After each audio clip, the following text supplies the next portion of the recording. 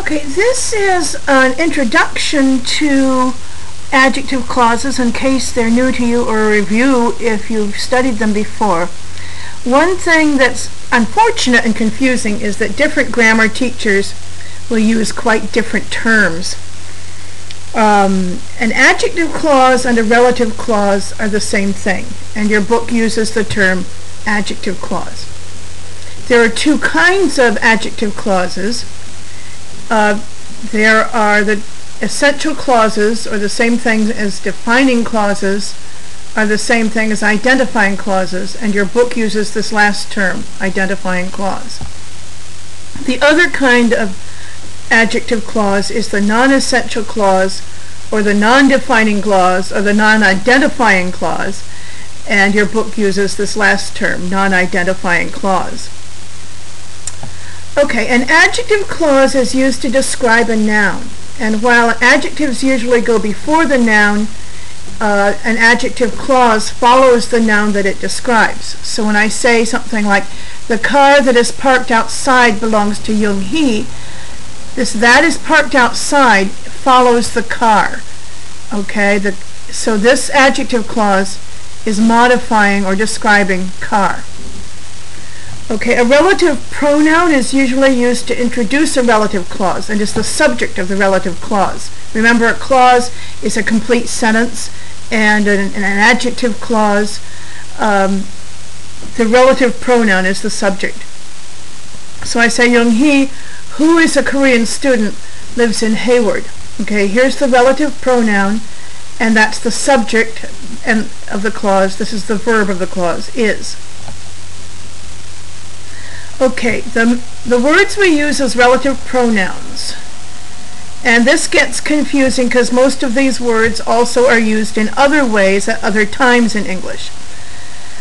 But who is used for a human in a subject position, so I say Hans, who is an architect, lives in Berlin. Hans is the subject of the sentence, and the who refers to Hans.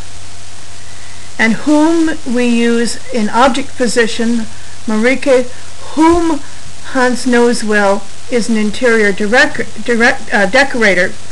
Marike is the object.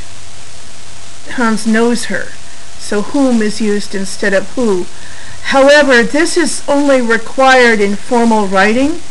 In conversation, people will often say who. Marike, who Hans knows well. The whom is a more formal thing that informally we sometimes don't bother with. Okay, which is used for things and animals in either subject or object position. Marike has a dog which follows her everywhere. And that can also be used for humans and animals and things in a subject or object position. So Marike is decorating a house that Hans designed. Okay, now there's also a rule about which and that we'll talk about later. Okay, we've got this really tricky thing that there are two kinds of adjective clauses. And if you succeed in understanding this, you're doing very, very well, because actually many native English speakers don't do well with this when they write. So a non-defining or non-essential, or what your book calls a non-identifying clause, gives extra information about the noun, but it's not essential. So I say something like, the desk in the corner, which is covered in books, is mine. Okay, this is the subject, this phrase, and here I have an adjective clause modifying this subject, but this is not essential to the sentence. When I say the desk in the corner is mine, that's a perfectly good sentence. And all this clause is doing is giving me extra information.